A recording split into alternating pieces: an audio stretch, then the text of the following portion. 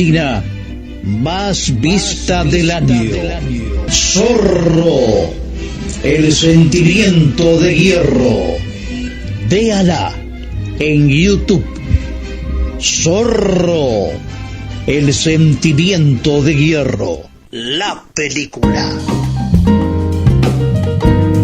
Si se tiene voz, se puede cantar. Connie Uriarte, estudio de canto, clases de canto popular, coaching vocal, asesoramiento de marketing artístico, más de 10 años de experiencia en docencia vocal y de marketing. Artista dedicada profesionalmente desde el 2005. Estudio Cito en Villa Urquiza, Capital Federal, a 5 cuadras del subte y el tren. De Buenos Aires, Argentina, al mundo. Modalidad presencial u online. Vos elegís. Clases individuales y grupales. Talleres y seminarios para público general. Talleres motivacionales para empresas. Todas las edades, a partir de los 6 años. Todos los niveles. Nunca es tarde. Primer clase sin cargo. Beneficios para afiliados de OSDE y Medife. Por consultas, podés comunicarte telefónicamente al 0223 585 1304, vía mensaje de WhatsApp al 011 49 28 32 67, por mail a info@coniuriarte.com.ar. Seguí las novedades por las redes @Connie Uriarte Estudio de Canto y en www.connieuriarte.com.ar/estudio. Si se tiene voz, se puede cantar. Connie Uriarte Estudio de Canto.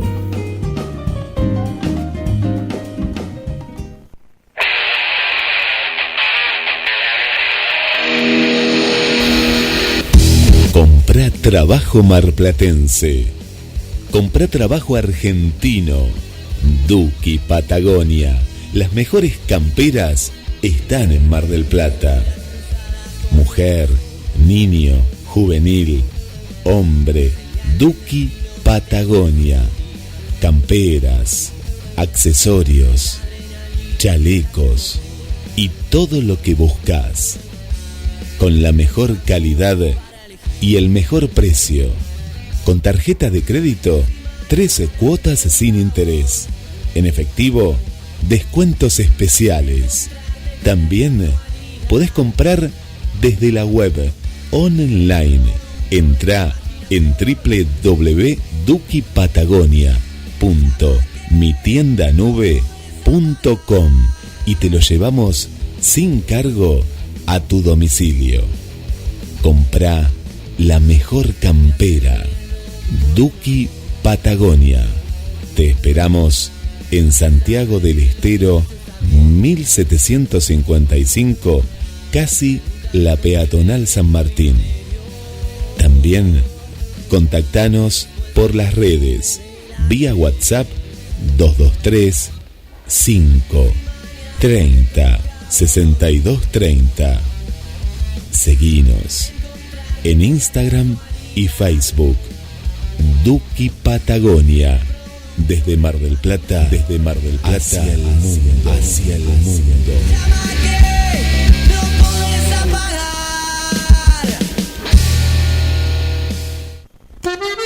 Pescadería Atlántida. Del mar a tu mesa. Única roticería marina. Atendido por sus dueños. Vení a conocer Pescadería Atlántida. España, esquina Avellaneda.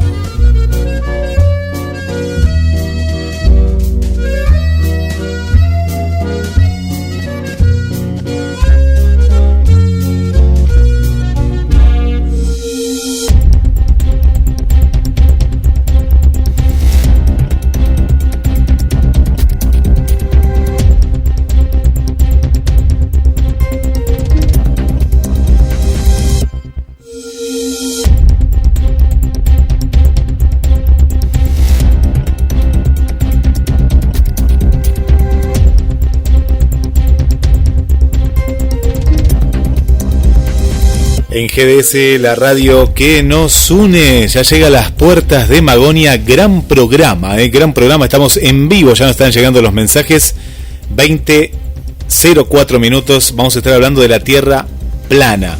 Sí, como lo escuchás, una gran entrevista. Pero antes le damos la bienvenida a nuestro querido amigo Luis Lapenta con los hechos más importantes que sucedieron un día como hoy en la historia. Muy bien, gracias Guillermo. Una vez más vamos a las efemérides de este martes 13 de abril, recordando a aquellos que ya no están. 2003 se iba de la vida Raúl Shaw Moreno a los 79 años, cantante oriundo de Bolivia, de la ciudad de Oruro, cantante de boleros desde el año 45, tuvo la oportunidad en 1951 de reemplazar a Hernando Avilés en el trío Los Panchos, a quien acompañó hasta 1952, después tendría otra actuación con ellos, pero ya sería mucho más adelante en el tiempo, ya por los años 70. En 2015 fallecía Eduardo Galeano, hombre montevideano, tenía 74 años, escritor, periodista, un estilo controvertido, pero a su vez muy influyente de su época y sobre todo de las ideas de la izquierda latinoamericana. En 2015 se iba otro gran escritor a nivel mundial, Günter Grass. Fallecía este polémico escritor alemán que fue Premio Nobel de Literatura en 1999 y también Premio Príncipe de Asturias. Tenía 87 años. Y en 2016, en nuestro medio, se iba una de las grandes figuras del espectáculo. Fallecía Mariano Mores, a los 98 años, pianista, compositor, director, también actor. Un hombre que hizo muchas cosas, las hizo todas bien dentro del espectáculo, ha sido uno de los productores de los grandes espectáculos musicales de nuestro país y se lo sigue recordando, visitante y también habitante de nuestra ciudad durante mucho tiempo. Creo que es una de las figuras que más ha aportado a nuestra música popular, embelleciéndola y elevando a nuestra principal música, el tango, a un estilo sinfónico que realmente lo ha enaltecido en toda su carrera. Y nos vamos a los cumpleaños. 1950, en Estados Unidos, nace el actor Ron Perlman, un actor de recia estampa que ha participado en muchísimas películas. En 1964 nace la actriz Caroline Rhea, que la conocemos por su personaje de la bruja adolescente. En nuestro medio, 1982, nace la actriz Sabrina Carballo, que la vemos actuando desde el año 90-91, mucho teatro, cine y también televisión. En 1961 nace el periodista Carlos Paine, nacido en La Plata, pero recibido en la Universidad Nacional de Mar del Plata, y también actuó en nuestros medios como comentarista deportivo desde el año 1988. Es un prestigioso analista político en la actualidad. Y en el ámbito deportivo, en 1974, nace Oscar Pablo Caballero, guardameta, futbolista desde 1995-2009, ha jugado en Vélez Sarsfield, en Unión de Santa Fe y también ha transitado el fútbol de España y de Uruguay. Perteneció a la selección argentina desde 1996 hasta 2004. Y en otro orden, en 1964 se produce un gran acontecimiento en la entrega del primer Oscar que fue entregado a un actor de descendencia afro. El actor Sidney Poitier recibía este galardón por primera vez otorgado a un hombre de color.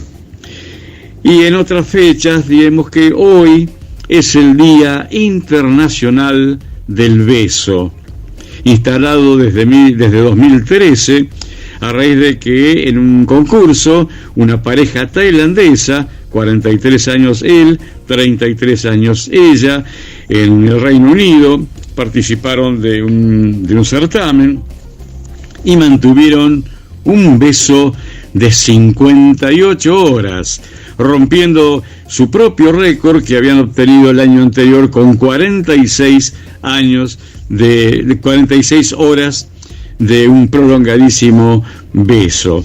58 horas batieron su récord y está instaurado desde entonces el Día Internacional del Beso. Hay que besarse más, decía Roberto Galán.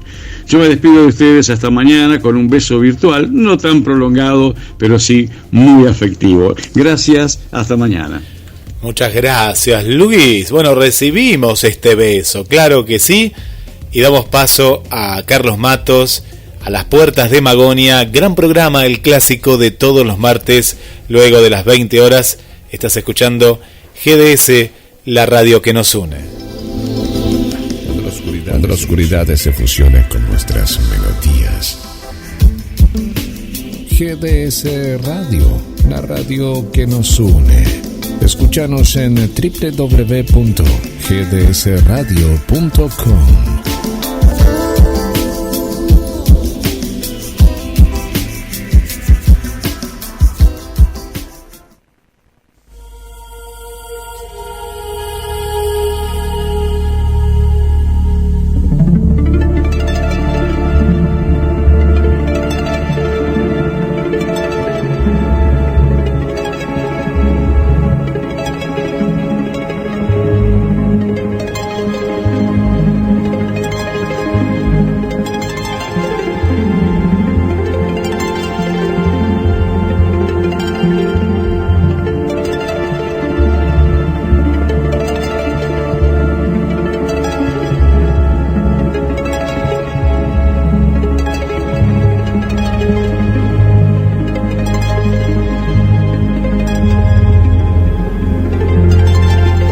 Comienza en GDS Radio Mar del Plata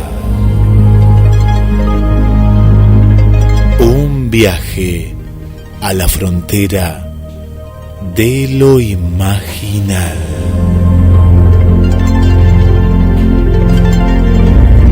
Donde el mito y la realidad viajan por el éter.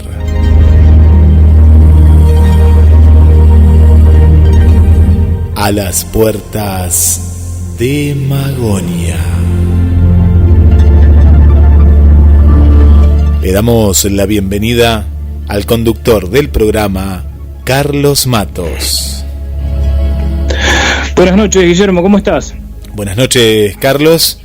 Una noche especial, te digo que hay mucha expectativa, mucha gente del otro lado. Sí, vos sabés que este tema lo vamos a desarrollar. ¿Te acordás que en diciembre y enero muchos oyentes nos habían pedido escuchar la opinión de alguien que sostuviera las posiciones del terraplanismo? En la oportunidad habíamos estado charlando con Sebastián Muso, del Centro de Estudios Astronómicos de acá de Mar del Plata, hablando de los distintos modelos y, por supuesto, cuestionando algunos temas del modelo terraplanista, pero nos parece muy importante conocer las explicaciones, en este caso del arquitecto Guillermo Wood, que tan amablemente accedió a ser entrevistado. Quiero decir, en principio, que nos hemos encontrado sobre estas cuestiones con personas que, al querer entrevistarlas para conocer sus puntos de vista, se han manifestado prácticamente como cruzados de una causa. Distinta es la forma, el estilo de Guillermo Wood. Por eso es un gusto tenerlo hoy con nosotros a las puertas de Magonia y tratar de comprender qué ¿Qué hay detrás del modelo terraplanista? ¿Qué es el modelo terraplanista? ¿O qué son los modelos? ¿O cuántas corrientes hay dentro del terraplanismo? ¿Es simplemente una ruptura de paradigmas? ¿Es un cuestionamiento a la historia? ¿Un cuestionamiento a la ciencia oficial? ¿Es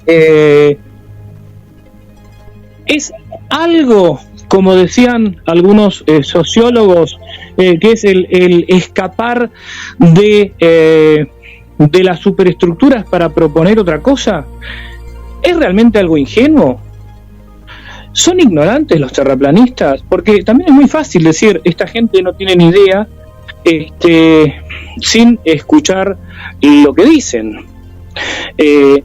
Por supuesto, no significa que vayamos o que adhiramos a las posiciones terraplanistas, pero es en primer lugar una actitud de quien busca con sinceridad el conocimiento, el apropiarnos de una realidad, escuchar, podríamos decir, un pensamiento divergente de lo oficial.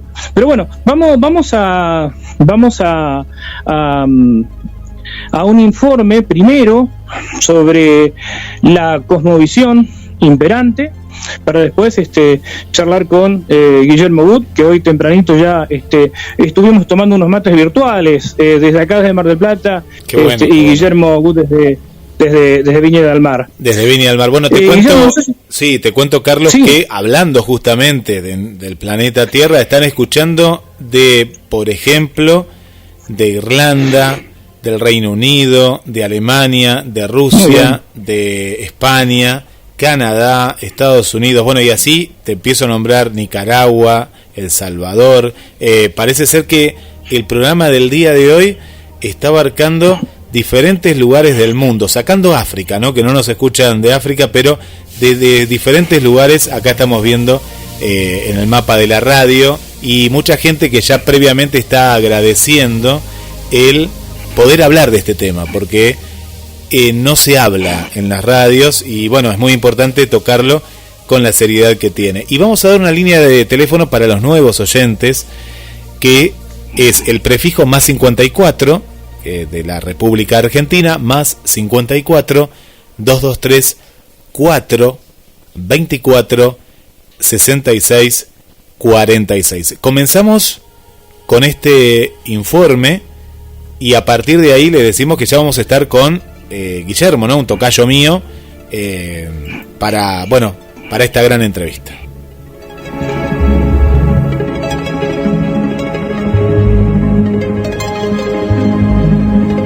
Es muy famosa la anécdota del huevo de Colón, a la que el navegante italiano le rompió un poco la cáscara para que se mantuviera parado en una mesa, y que se asocia con la supuesta novedosa idea de Colón de que la Tierra era redonda y que los sabios negaban. Anécdota famosa pero falsa, por cuanto los sabios de la reina y todos los sabios del mundo sabían que la Tierra era redonda desde hacía ya 2000 años. Solo la Iglesia, que también lo sabía, insistía en que la Tierra era plana, bueno, porque le interesaba mantener a la gente en ignorancia. En efecto, que la Tierra era redonda siempre lo supieron los marinos, que veían cómo las montañas se hundían o surgían del horizonte según se alejaban o acercaban a la costa. Pero fue el sabio Eratóstenes quien 200 años antes de Cristo no solamente lo probó experimentalmente, sino que incluso llegó a calcular la circunferencia de la Tierra con un error de pocos kilómetros. Eratóstenes, nacido en Cirene, en la actual Libia, que entonces estaba bajo dominio griego, era un sabio al que se le debían varios descubrimientos, como el reloj de sol y la esfera armilar, un instrumento para calcular la posición de los astros. También se le atribuye haber dado el nombre a 44 constelaciones y 675 estrellas. Ptolomeo, uno de los herederos de Alejandro Magno y rey de Egipto, nombró a Eratóstenes director de la famosa Gran Biblioteca de Alejandría, que para entonces tenía unos 400.000 pergaminos, mapas, tablillas, y llegó a tener 900.000 antes de ser incendiada.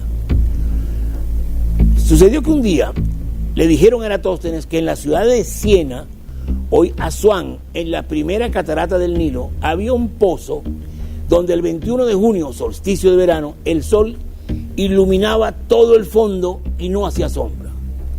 Para comprender la importancia de esa información, hay que saber que en Europa y en el Mediterráneo las personas nunca reciben el sol a plomo, directo, vertical sobre sus cabezas, sino siempre con una inclinación que aumenta con el invierno. Este fenómeno se debe a que los rayos del sol solo caen verticales, perpendiculares a la Tierra, en los trópicos, 22 grados y medio al sur o 22 grados y medio al norte del Ecuador, según la inclinación de la Tierra. En esos tiempos, las mercancías bajaban hacia Egipto por el Nilo, pero subían en caravanas que durante centenares de años habían marcado una pista casi perfectamente orientada norte-sur. Eratóstenes organizó una expedición que midió esa pista, unos 500 kilómetros, y luego midió el ángulo de la sombra que el mismo día, 21 de junio, daba un obelisco en Alejandría. La diferencia era de unos 7 grados, por lo que calcular los 360 grados de la circunferencia total del planeta fue una simple regla de 3. Así Eratóstenes no solo probó que la Tierra era redonda, sino que determinó cuál era su circunferencia, según él, de 39.600 kilómetros, frente a los 40.008 kilómetros que hoy sabemos que tiene. Es decir, un error de 400 kilómetros, menos del 1%. Cristóbal Colón lo sabía, pero como marino experimentado y gobernador que había sido de la isla de Puerto Santo en Madeira, también sabía otras cosas. Por ejemplo, el tiempo que un tronco ha estado en el mar, por los pequeños crustáceos y moluscos que en él se crían, y la distancia que ese tronco ha recorrido a la velocidad media de las corrientes. Conocía textos romanos sobre náufragos de aspecto asiático que habían llegado flotando hasta Europa. Eran esquimales, pero Colón los suponía chinos. Y Colón, por lo tanto, sabía que había una tierra relativamente cerca. Los sabios de Salamanca, comisionados por Isabel la Católica para examinar a Colón, afirmaban con razón que dado el tamaño de la tierra, China y Japón quedaban demasiado lejos y que nunca llegaría con los barcos de la época. Pero Colón se inventó un supuesto error de traducciones de los textos de Eratóstenes, según los cuales la diferencia eran menores y la tierra era más pequeña. La reina, viendo la absoluta y terca convicción del navegante y como poco tenía que perder, terminó ordenando que le dieran 3 barcos y que fuera lo que Dios quisiera. Y así Cristóbal Colón llegó al nuevo continente. A Eratóstenes se le ha hecho el homenaje de darle su nombre a un gran cráter de la Luna y el homenaje del astrónomo, astrofísico, cosmólogo y escritor Carl Sagan, que dijo: Eratóstenes no tenía más herramientas que palos, ojos, pies y cabeza y un gran deseo de experimentar, y con esas herramientas dedujo correctamente la circunferencia de la Tierra con una enorme precisión y un porcentaje de error mínimo. Y en cuanto a quienes inventaron lo del huevo de Colón y de que él descubrió la redondez de la Tierra, eso quedará, como tantas falsedades que nos han contado, como uno de esos absurdos misterios de la historia.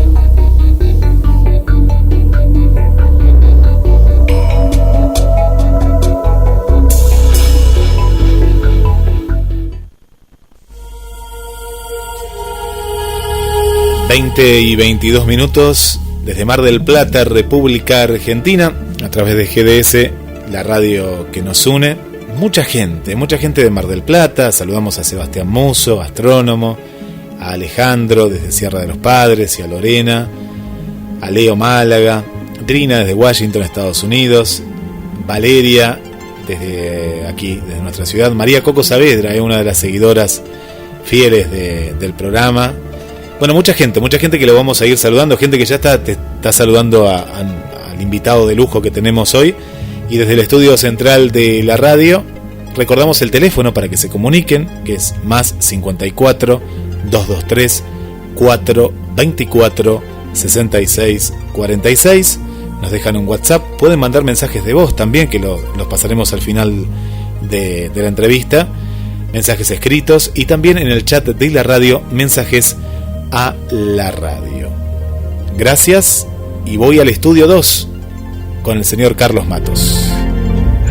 Muy bien, Guillermo. Tenemos ya a nuestro invitado, al arquitecto Guillermo Wood, con quien estuvimos compartiendo unos mates virtuales hoy a la mañana. ¿Cómo estás, Guillermo? Buenas noches. Hola, Carlos. Buenas noches allá, tocayo también, en Mar del Plata, mi querida, amada, hermana República Argentina, donde yo a veces digo que me siento más confortable que en casa. Así que para mí es un agrado, un tremendo gusto, me siento verdaderamente como en el living de mi hogar, compartiendo con amigos y familia, porque pienso que realmente hay muchas más cosas que las que nos unen que aquellas que pudiéramos creer que nos dividen. Así que muy agradecido por la invitación. Muy bien, Guillermo, muchas gracias. Antes de entrar en tema, bueno, a vos te conoce mucha gente, pero de todas maneras, ¿quién es Guillermo Wood?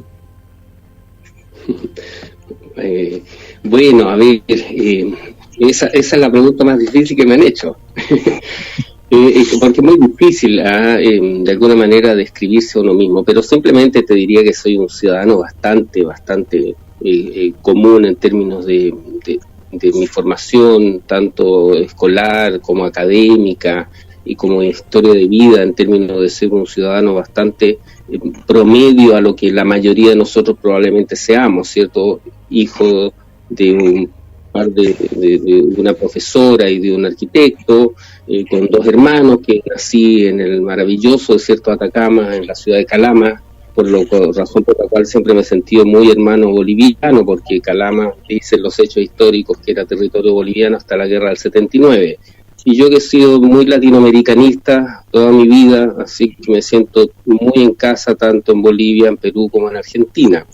Y estudié en un ilustre colegio acá en la ciudad de Santiago y después me recibí de arquitecto el año 1986, dedicado toda mi vida a la arquitectura, a la familia y a aquellas cosas que amo, que son la música, las artes visuales, la pintura y algunas otras cosas. That's all. Y caí en este mundo sin habérmelo esperado, nadie se lo esperaba, de la geocentría, el terraplanismo, el no esfericismo, o el adjetivo que quisiéramos ponerle. El hecho del desierto de Atacama, intuyo que hizo que elevaras al cielo la mirada en noches muy transparentes y contemplaras el firmamento y te preguntaras muchas cosas también. Ciertamente, claro, y también fui bastante aficionado a la astronomía desde bastante niño, a la geografía mucho, siempre me interesaron mucho los mapas cuando era muy niño. De hecho estuve hurgando por ahí, me encontré con viejos mapas que debo haber dibujado, o sea, a los 8 años, entonces conocía bastante la geografía de nuestro mundo siendo bastante niño, y motivado yo creo que también por mi madre y mi padre me interesó el tema de a quién no le fascina el tema del cielo. Yo creo que la gran mayoría de los seres humanos nos fascinamos y caemos embelesados frente a esta magnífica exposición que es un cielo estrellado, ¿no? Así que también estudié un poquito como aficionado, ¿cierto? Las constelaciones más importantes, salía a observar las estrellas en la noche, miraba cómo iban cambiando a lo largo de los meses, su ubicación. He tenido un vínculo con eso porque además uno, como yo vengo del mundo del diseño y de la arquitectura, eso, todo lo que dice relación con la fantasía espacial nos embriaga un poco, ¿no? Hay tanta creatividad detrás de la ciencia ficción, tanta creatividad, y esa no termina nunca de asombrarte y de embelezarte. Por los años que contás, naciste en plena carrera espacial. Por lo tanto, intuyo que tu infancia se vio influida por las noticias, las informaciones en el marco de la Guerra Fría, en la lucha entre la Unión Soviética y los Estados Unidos por un lado, y también las historietas. Me imagino que eso habrá ido modelando, como creo que nos pasó a varios de esta generación, ¿no? Es donde los juguetes eran naves espaciales, eran globos terráqueos, etcétera, etcétera. Claro, pues, amigo querido, ciertamente que sí. De hecho, aprovecho de homenajear acá a la distancia a una tremenda revista que existió, que tuvo una vida de un poco más de una década, que fue la revista Mampato. Siempre es bueno hacer un homenaje al gran Eduardo Armstrong, a Temo Lobos, a Isabel Allende y todo el equipo que produjo esa revista, que era una revista para los que éramos niños de 8 años, ahí en la década de los fines de los 60 y hasta fines de los 70. Y me acuerdo perfecto que uno de los ejemplares de la revista Mampato, justamente la emblemática y reconocida y archimundial fotografía de Buzz Aldrin, fotografado por Neil Armstrong en la superficie de la Luna, ¿no? Y que ciertamente me marcó mucho, porque justamente el año 69 yo tenía 8 años. Así que ciertamente coincido perfectamente y coincide con los hechos lo que tú me estás manifestando, claro que sí. Y ya vamos entrando en tema gradualmente. Si recuerdo esa fotografía, yo alcancé a ver muy poco, hasta los 6 años. De hecho, y como mi madre sabía que iba a perder la visión, me enseñó a leer y escribir a los 4 años, y en el año 70 tenía 4 años, y me acuerdo de la foto que vos contás, y también de muchas otras fotos, como esa épica foto a la que vamos a aludir en algún momento, la de 1968 por el Apolo 8. Pero en este contexto, vos no te planteabas, no te cuestionabas la esfericidad ni el heliocentrismo, Guillermo. Absolutamente no, amigo querido, para nada, porque lo cual demuestra algo que podría entrar en otros terrenos tal vez un poco más filosóficos, pero cuando tú llegas a constatar, a aceptar que la Tierra no puede ser como nos enseñaron, de algún modo, desde mi punto de vista, queda manifestado el hecho de que el ser humano es ingenuo y cándido.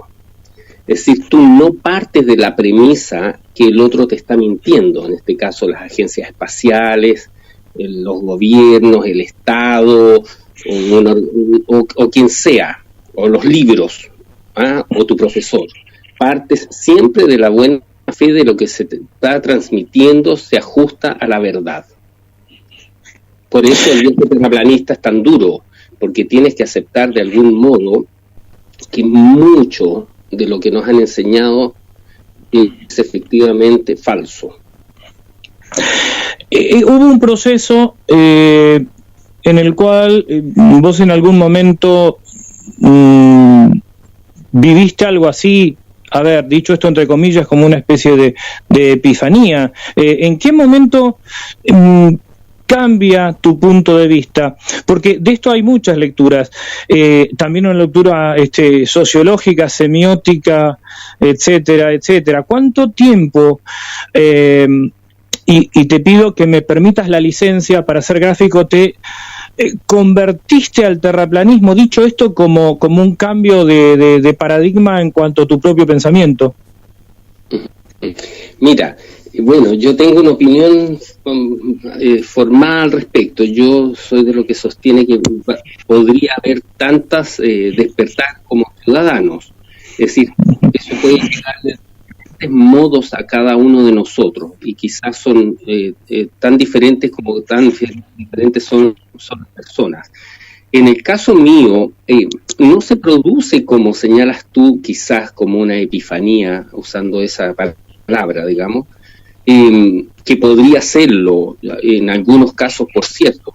Hay quienes sostienen que parte del conocimiento justamente se produce a través del mismo, y es legítimo y válido y puede ser puesto sobre la mesa como una manera de entender mejor nuestro mundo, ¿no? O el despertar de la conciencia, o como queramos llamarlo.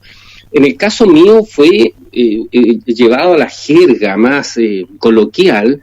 Ustedes usan la palabra piña.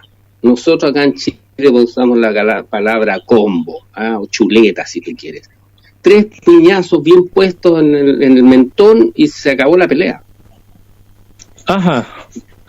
Contanos los piñazos, describinos los piñazos. Fueron, estando yo estaba trabajando en un proyecto, escuchando música. Yo amo la música barroca porque yo digo que me relaja, me baja la presión. En un proyecto que tenía que desarrollar una serie de detalles constructivos, etcétera, y me aparece una sugerencia de tierra plana, dije yo. pero ¿quién puede decir que la Tierra es plana? Ahora, frente a esa aparición, oye, la Tierra es plana, yo tengo la percepción de que existen varias aproximaciones, y que yo las grafico de tres modos. Una es la descalificación per se. No, el que habla de la Tierra plana es un imbécil, punto, y se acabó la discusión. Y ahí se cerró el tema. La otra es la curiosidad y el asombro. ¿Quién puede decir que la Tierra es plana? ¿Cierto? Y la tercera, que es lo que me motivó a mí, es el respeto al libre pensamiento. A pesar de que uno no deja de esbozar una sonrisa, cuando alguien por primera vez escucha la palabra, oye, la Tierra es plana, o sacas una estentoria carcajada, o te enojas, o te sonríes, diciendo, ¿quién puede decir eso? Pero como te digo, lo que me motivó a mí principalmente fue el respeto al libre pensamiento, y me dije, bueno, a ver, ¿quién dice que la Tierra es plana? Para tratar de entender quién puede argumentar eso.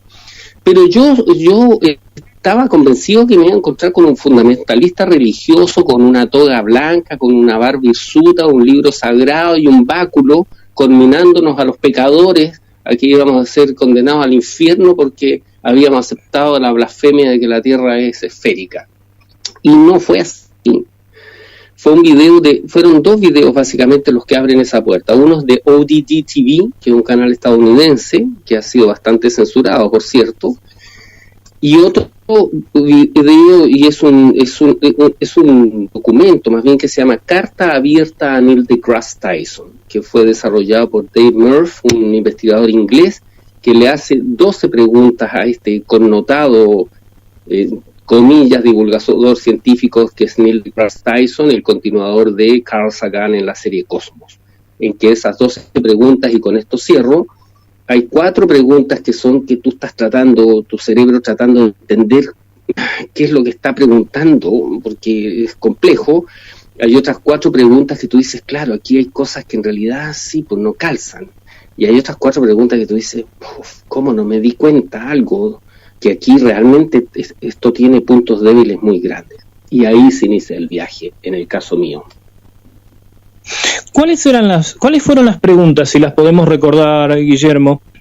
Mira, yo hace mucho tiempo que no lo veo, porque ya eso pasa a otra etapa, pero recuerdo, por ejemplo, las relaciones que hay. Los conceptos.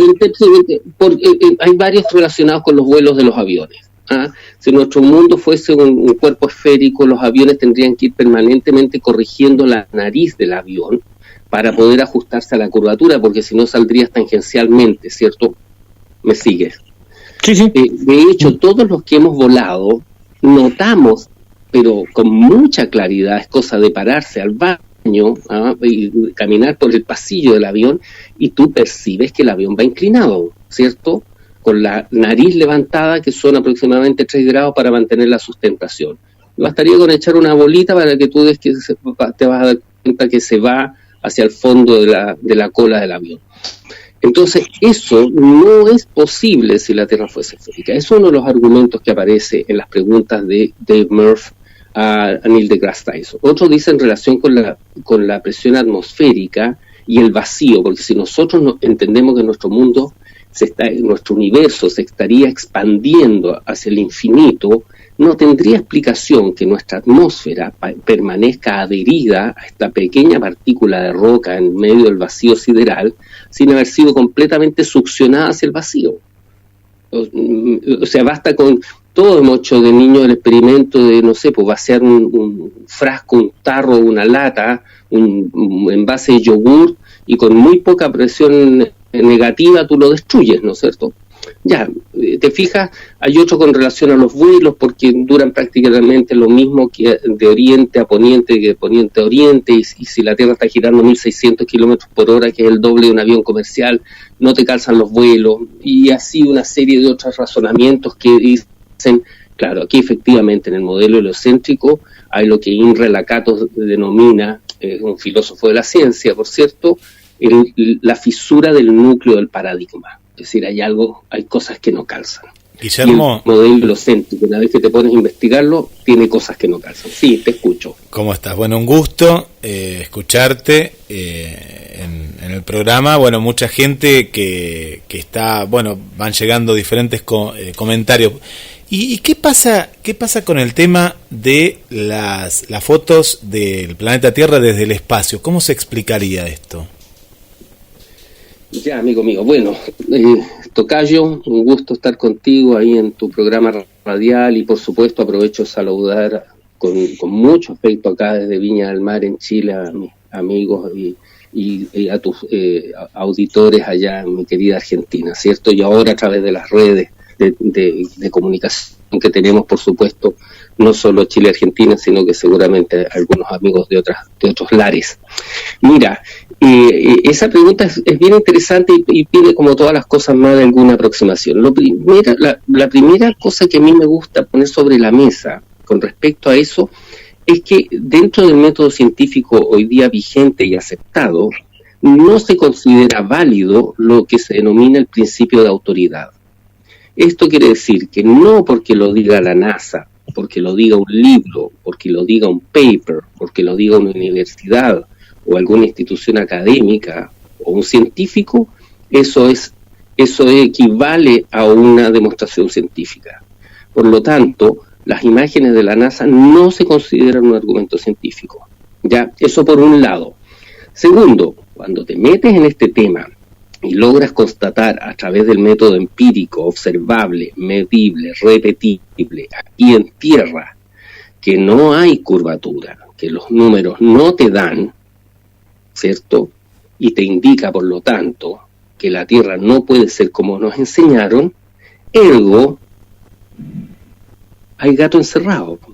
Pero lo que yo sostengo es lo siguiente: no me mezcles el gato encerrado, que significa hablar de conspiraciones, de mentiras, de engaños, con el tema científico, porque el tema no es si hay o no hay una conspiración, el tema es la forma de la Tierra.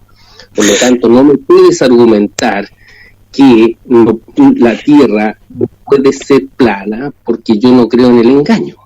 Y con esto cierro, porque eso sería reflexionar del siguiente modo. Dado el hecho de que yo no puedo creer que exista una conspiración tan grande, ¿eso es demostración de que la Tierra es esférica? Claro, acá hay dos cosas que van de la mano.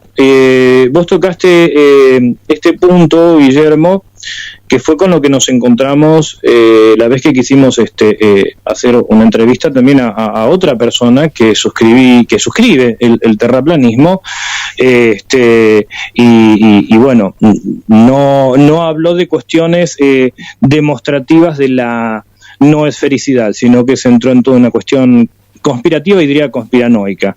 Así que vamos un poco al principio de la historia, ¿no? Durante mucho tiempo en la escuela primaria, lo hablábamos con Guillermo, aprendíamos, nos decían que la Tierra era plana y que desde Colón se vio que era esférica o esferoide. Después, más adelante, en realidad entendimos mediante determinados textos que desde la etapa medieval ya se sabía que la Tierra era esférica, y yendo a la antigüedad se cita el caso de Eratóstenes, siglo II antes de Cristo, reflotado en todos los medios por Carl Sagan. Hablemos de Eratóstenes, de la medición de Eratóstenes, que es lo que prácticamente siempre se dice que, bueno, Eratóstenes fue quien midió con aproximación el perímetro de la Tierra y el diámetro de la Tierra, tal como lo pasamos en el informe previo. Arranquemos por ahí, Guillermo, por favor. Sí. Mira, Carlos, antes de responder, no voy a evadir la pregunta. Yo me gusta siempre más bien dirigir la conversación, porque eso es lo que me gusta. Pongamos un punto de conversación sobre la mesa. Perfecto. Podemos analizar, aquí voy a decir algo que me ha dado vuelta algunos días y me produce un poco de pudor comentarlo, pero creo que es necesario porque es una cosa que me ha dado vuelta un poco en la cabeza en las últimas semanas. Cuando uno habla de ciertas cosas, desde la ignorancia que todos tenemos, porque todos somos en distintos grados ignorantes, ¿cierto? Solo sé que nada sé y aún de eso no estoy seguro, ¿no? Entonces, cuando uno toca ciertos aspectos y mencionas personajes, hechos, fechas o datos, cuando tú no eres un experto, ese argumento puede quedar como débil respecto de un experto. Pero respecto a las personas que ignoran un poco ese tema, tú puedes quedar como un gran erudito. Y yo creo que las cosas probablemente no sean ni lo uno ni lo otro, sino que más bien un tono medio de grises, en que sabes algunas cosas, manejas algunas, y que para un experto pueden ser errores, y que para la persona que es menos versada puede parecer como algo conocido, o estoy diciendo más bien como que indicara que hay mucho conocimiento. Y tal vez no es ni lo uno ni lo otro. Dicho esto, ¿por qué voy a esto? Porque las definiciones de ciencia también a lo largo del tiempo han cambiado. Los procesos de entender la ciencia tienen un tremendo desarrollo, ¿cierto? Desde la filosofía aristotélica, la clásica, ¿cierto? Después llegamos al Renacimiento. En el Medioevo tenemos a un Guillermo de Ockham que plantea unos nuevos miradas respecto de la ciencia. Tenemos a Hume, a Bacon, y ese proceso de ciencia nos va haciendo lo que Popper entiende, que es la construcción epistemológica, es decir, cómo entendemos la ciencia. Aquí voy yo a esto, es que tenemos que tratar de entender una definición de ciencia. Desde mi punto de vista, lo que yo sostengo es lo siguiente: la ciencia no es creencia, es la constatación de los fenómenos para tener certeza de cómo se producen y poderlo demostrar. Esa sería una aproximación desde el punto de vista de las ciencias fácticas, ¿cierto? Que no son lo mismo que las ciencias sociales o las ciencias económicas, sino que se acerca más bien a la descripción de los fenómenos de las ciencias naturales. Dicho esto, y con esto termino, que son dos preguntas que les voy a hacer a los amigos, a ustedes allá en la radio, en el estudio, a los amigos que estén escuchando, ¿cierto?, a través de GDS Radio de Mar del Plata, dos preguntas. La primera es la siguiente: dicho el hecho, o dado el hecho que la ciencia no es creencia, sino que es constatación de los fenómenos para tener certeza y poderlos demostrar, dos preguntas. La primera, ¿cuál es tu propia, íntima y personal constatación, y por lo tanto certeza, de que la Tierra es un cuerpo esférico situado en el espacio sideral? ¿Y cómo podrías demostrarlo? Y pregunta 2, ¿cuál es tu propia, íntima y personal constatación de que la Tierra gira sobre sí misma y se traslada en torno al Sol, y cómo podrías demostrarlo? Bien, o sea, formulás las preguntas para que la respondamos, o es como una pregunta, como un disparador, pregunta, digamos, para seguir avanzando sobre esto que decíamos. Exacto. Claro. No, y por supuesto, como se hacía en los concilios, ¿no? Los famosos prenotandos, es decir, establecer cuando decimos algo qué es lo que estamos diciendo, porque si no se torna por ahí una charla babélica, en cuanto a lo que es la captación. ¿A qué voy con esto? Correcto, ¿a qué voy con esto? En que yo creo que si nosotros somos sensatos y objetivos y honestos con nosotros mismos, ninguno de nosotros puede afirmar ni tener certeza de que somos un cuerpo esférico situado en el vacío sideral. Por lo tanto, somos hombres de fe y de creyentes. Somos creyentes en lo que nos enseñaron y lo que aprendimos, igual que tu padre, mi abuelo y mi profesor, que también les creyó a los que le enseñaron a él. Ya, eso lo dejo como una reflexión que apunta a cuando tú me mencionas a Eratóstenes, porque estamos hablando de ciencia, te puedo decir varias cosas. Primero, no podemos utilizar como argumento algo que es un hecho histórico que no podemos demostrar, no podemos constatar, tenemos que suponerlo. Ya, supongamos que Eratóstenes existió y que lo que nos dicen de Eratóstenes es cierto. Entonces tenemos otros problemas. Primero, ¿cuál es la distancia de Siena a Alejandría? Ya, no sabemos. La distancia son más o menos 800 kilómetros. Sí, 800 kilómetros. Y en el siglo II a.C., ¿cómo mediste la distancia de Siena a Alejandría? No, obviamente kilómetros no, porque no se usaba el sistema métrico decimal, se usaban otras unidades de medidas equivalentes. Se usaban los estadios. Pero nadie sabe qué tipo de estadios, si eran griegos o eran estadios romanos, que no eran lo mismo. Ahora, ¿cómo los mediste? La tradición dice que usó a un pelotón que tenía un paso regular de marcha. Suena divertido, ¿no? Bueno, así, amigos queridos, les tengo malas noticias. La historia está llena de cosas divertidas.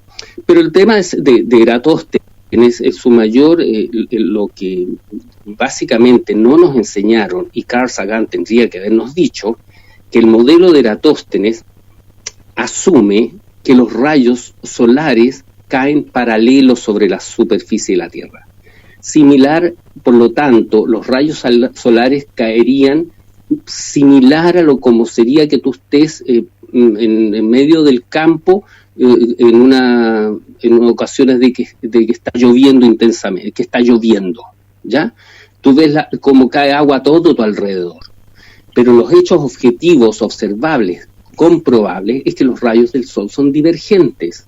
Y resulta que, por lo tanto, los cálculos de Eratóstenes son coincidentes del mismo modo si tú estimas, por lo tanto, con los números de Eratóstenes, una Tierra plana y un Sol cercano, y te va a dar los mismos cálculos de Eratóstenes.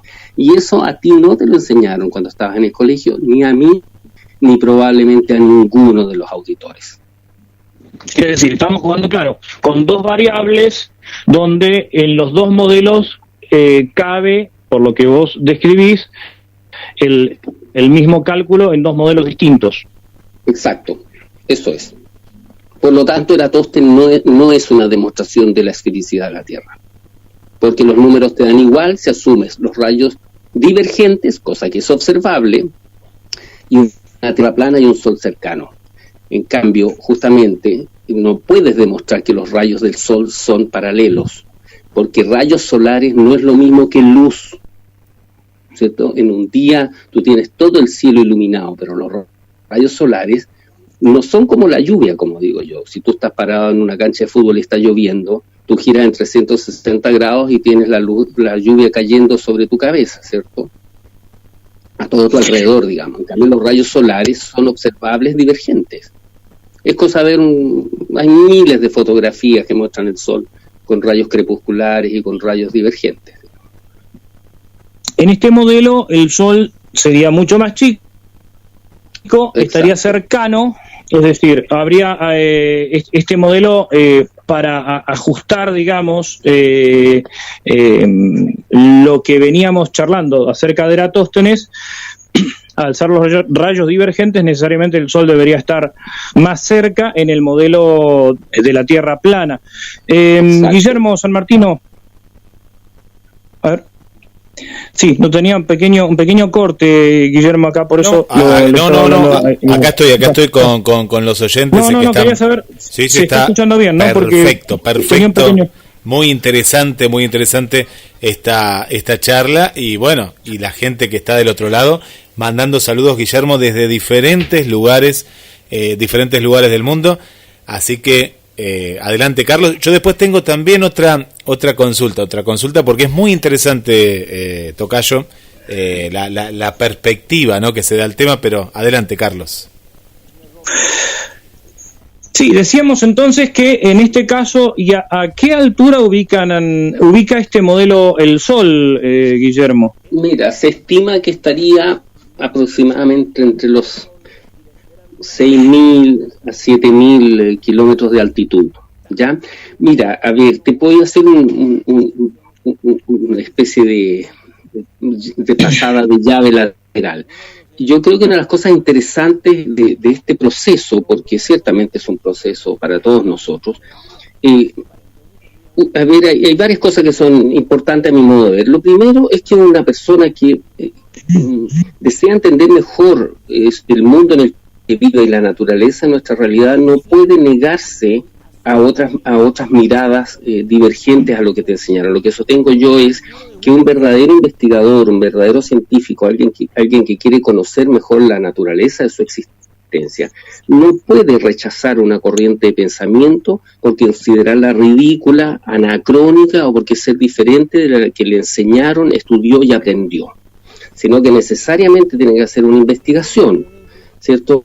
A estudiarla, analizarla, contrastarla, compararla, reflexionar profundamente sobre ella y después emitir una opinión.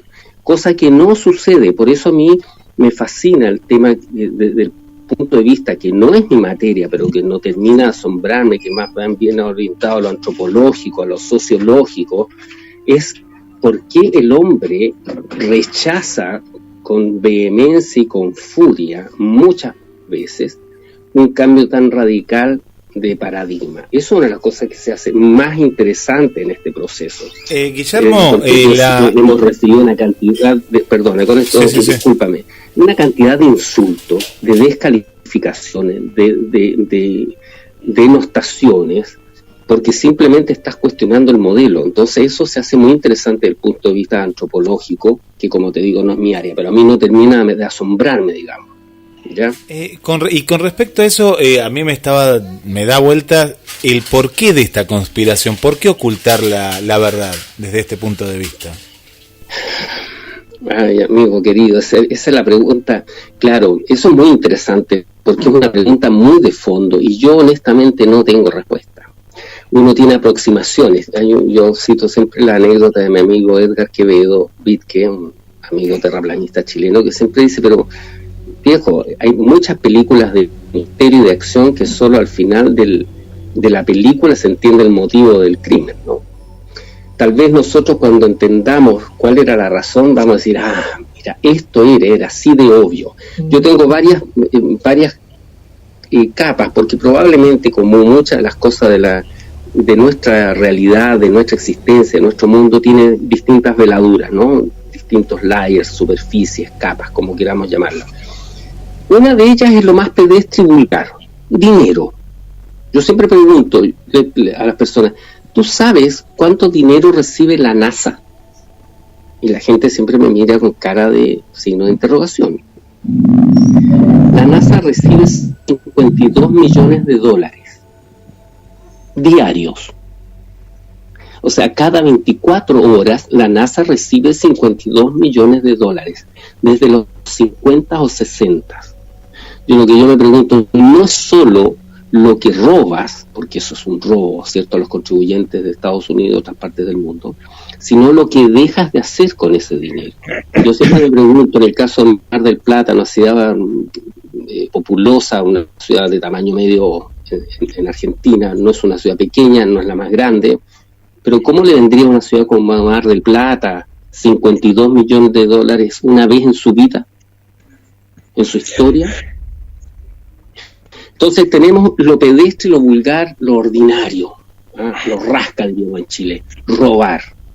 Segundo, yo estimo que si entendemos que el conocimiento es poder, ¿qué es la ignorancia?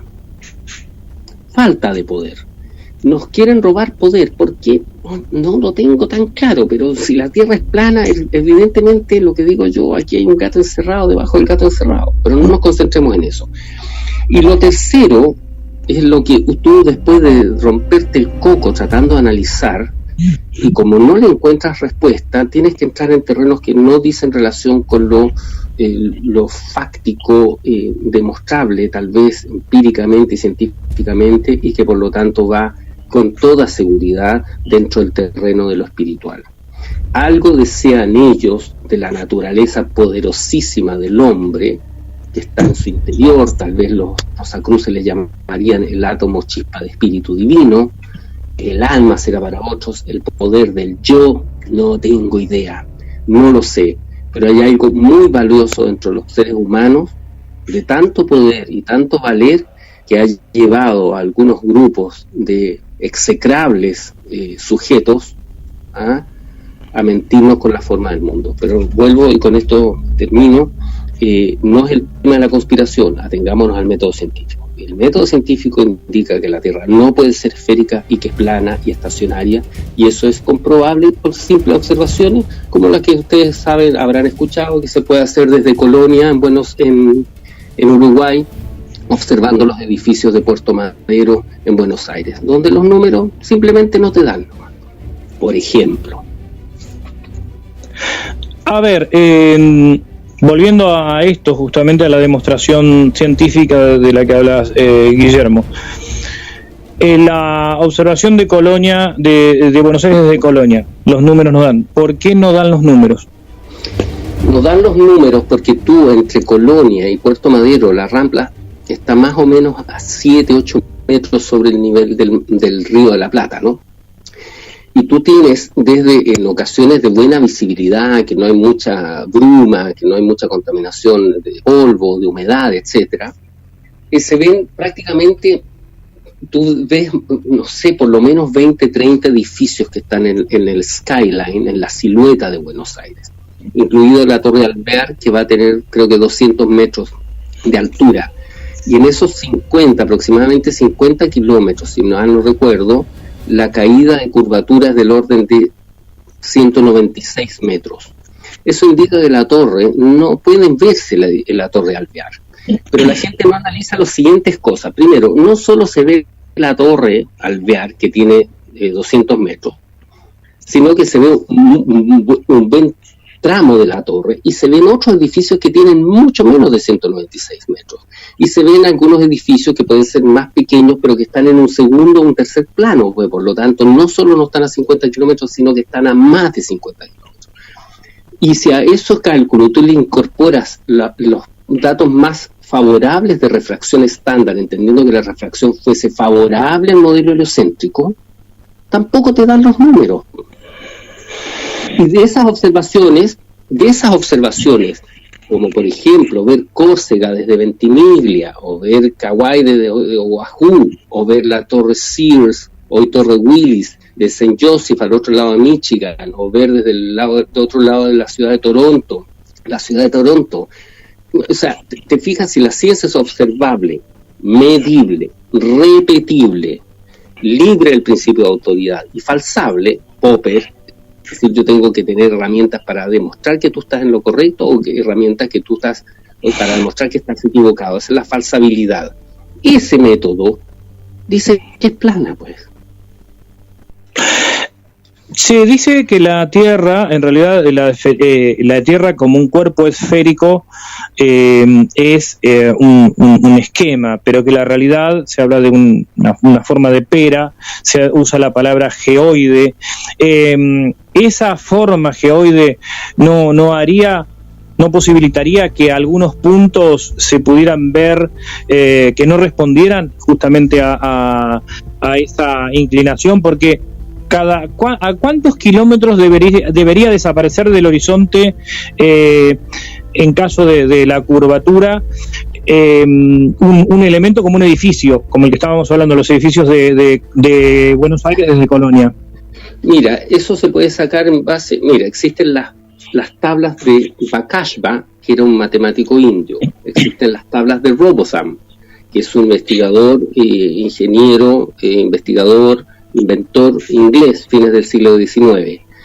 Y tú, a través de geometría pitagórica, trigonometría esférica o geometría pitagórica, puedes calcular cuál es la caída de curvatura. La caída de curvatura, ponte tú, que yo ya la tengo más estudiada, hay números que lo tengo más en mi cabeza, otros menos, pero en 5.000 metros. ¿Por qué tengo 5.000 metros más o menos en mi cabeza? Porque es algo que podríamos experimentar, son 5 kilómetros. En 5 kilómetros la caída de curvatura es 1,92 m, ¿ya? Y eso va aumentando a 8 millas por pulgada al cuadrado, ¿ya? Por lo tanto, eso te permitiría hacer una serie de observaciones. Ahora, para un ciudadano, para una persona parado de pie en la cota 0,00 sobre SNM, o sea, sobre el nivel medio del mar, MM, desde el punto de vista de una Tierra esférica, indica que el horizonte debe estar a 4,7 kilómetros. ¿Ya? Eso es geometría pitagórica relativamente sencilla. Ese argumento, que es el fundamento del modelo heliocéntrico de una Tierra esférica, nos lleva a un razonamiento lógico que se llama el modus tollendo tollens. El modus tollendo tollens en lógica es lo que se llama el caso del cisne negro. O sea, si P, y no quiero ser latero, voy a tratar de ser lo más claro posible, pero es un ejercicio relativamente sencillo de entender conceptualmente. Si yo afirmo, si yo digo lo siguiente, si P implica Q, pero Q es falso, eso indica que P es falso. Esto es, si yo afirmo todos los cisnes P son blancos, Q, pero existe un cisne negro, quiere decir que P es falso. ¿Me explico? Sí. Eso se llama modus tollendo tollens. Esto aplicado al modelo de nuestra Tierra, ¿cierto? De acuerdo a lo que nos enseñaron, indica lo siguiente. Para un observador de 1,70 m parado sobre el SMM, sobre el nivel cota cero, sobre el nivel medio del mar, debe observar la línea del horizonte a 4,7 kilómetros más y 5,2 kilómetros con cálculos de refracción estándar. Por lo tanto, si la línea del horizonte está más allá de los 5,2, 5,5 o 9 kilómetros, ergo, la Tierra no es un cuerpo esférico de 6.000 kilómetros de radio, 12.000 de diámetro y 40.000 de perímetro. Y eso es constatable. Como, por ejemplo, a través de las plataformas petrolíferas en el Golfo de Santa Bárbara, en California, que hay dos plataformas, la Milhouse y la Habitat, que están, una creo que está a 5 kilómetros, la otra está a 9 kilómetros, y para una cámara a más 30 centímetros sobre el nivel del mar, se observa la línea del horizonte más allá de la segunda plataforma. Y eso es absolutamente demoledor para la Tierra esférica. Ahora vamos a una situación inversa, Guillermo. ¿Por qué desaparecen entonces los cuerpos en una Tierra plana? ¿Por qué no se pueden ver mucho más allá, por ejemplo, de la distancia Colonia-Buenos Aires? Bueno, amigo mío, eso tiene una respuesta desde mi punto de vista bastante sencilla, y son varias razones. Una es una cosa que todos, bueno, lo que pasa es que yo, como me formé desde niño siendo muy dibujante, mi padre era arquitecto, yo dibujaba de muy chico, y por lo tanto, siendo muy niño, yo ya aplicaba los principios del punto de fuga, por ejemplo, y la línea la perspectiva, claro. Y la perspectiva. Lo que digo yo, si tú te paras en el medio de un pasillo largo de un hotel, vas a observar varias cosas, que las puertas que están a tus costados se van achicando a medida que se alejan. Las luces que están arriba en el cielo raso se van cayendo hacia la línea del horizonte que está frente a tus ojos, y el pavimento vas a observar que asciende hasta la altura de tus ojos. Así funciona la perspectiva. Es lo que se denomina punto de fuga, ¿ya? Tú no ves tú vas a notar parado en la línea de un tren, si te paras en los rieles de un tren en un tramo largo, vas a notar que aparentemente, porque obviamente es un fenómeno aparente, las líneas del tren van ascendiendo hasta la altura de tus ojos, hasta perderse en el punto de fuga.